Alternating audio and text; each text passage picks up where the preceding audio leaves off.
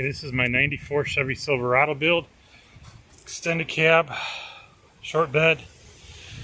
Got lifted, bent offside control arms, new torsion bar bushings, control arm bushings, 3/4 ton springs.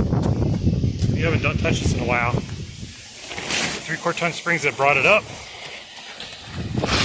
We got to move it, so it's got to get out of here now. Suburban rear axle we're in. They don't fit. Bull crap. They're in there. Got the sway bar link. Cab's off. We got some rust in it. We're gonna swap the cab out. We haven't done nothing because now we have to move it. Can't sit back here. The engine is the one that was in here. It's not the original one, but one that was in here before. Chevy 350. I don't know if it's bored. I can't remember. Probably. Retrofit roller lifters and cams. I got off the internet. Craigslist wanted section. Like $300. I didn't measure anything. It's all set. Racer is going to go bigger. Mid-length headers I got out of the scrapyard. Vortec heads I got out of the scrapyard. Buddy sold me this. This is a carburetor because too much power. Throttle TBI computer is hard to program. You have to constantly reburn chips to make every adjustment. So the easiest way to handle a little more horsepower is this carburetor. And we were able, this is from the 80s. I'll give a picture of the part number there. And we cut out the caps for the mixture screws. Got the bigger radiator in here. Got some nice shocks. And this is why we can't, this thing is screwed up like that, and the windshield doesn't matter, it's broke. And here's the part number, if you can see it. You can pause if you want.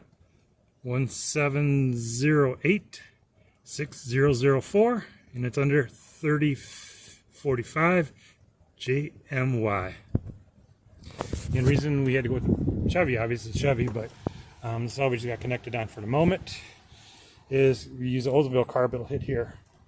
So this one doesn't have too much use. We made a little bracket, just bent it around the firewall. Should paint it to hold the fuel pressure regulator so we can do it. I wish we had a gauge on this one, but unfortunately we don't. Next time I would do it, I would get one with the built-in gauge. But you only need to set the pressure once, about 4 psi. Stock on these things is like 14. We use the coil wire, the pink, for the positive battery terminal. The tack, I believe, is going to be the white one. And we'll show you how she fires up. She won't move till we hook up the throttle position sensor, which is kind of cool.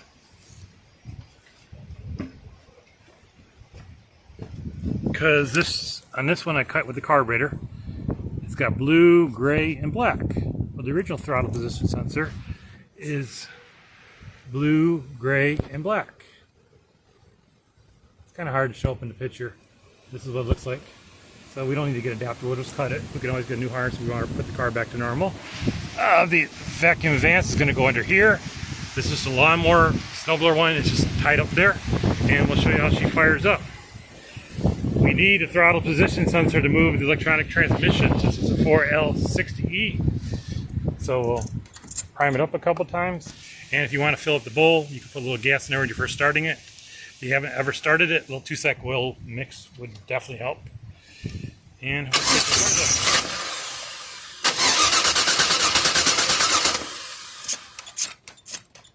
up. Might not get gas right away. Pause it.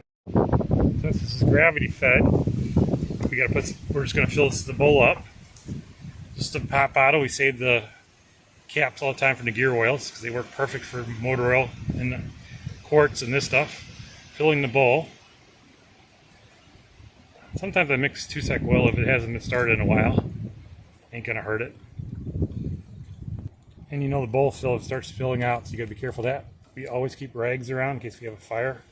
And there's a fire extinguisher in the dash. And let's see what she fires.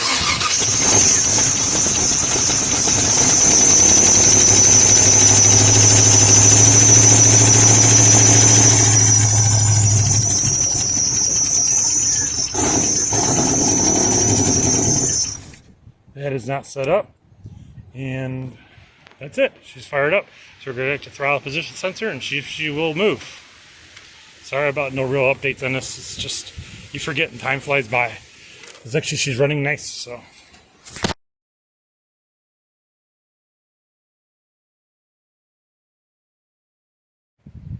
What's Papa's little helper doing on the truck? Is he helping?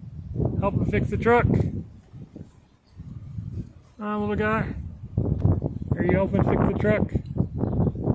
You just relaxing out in the weather?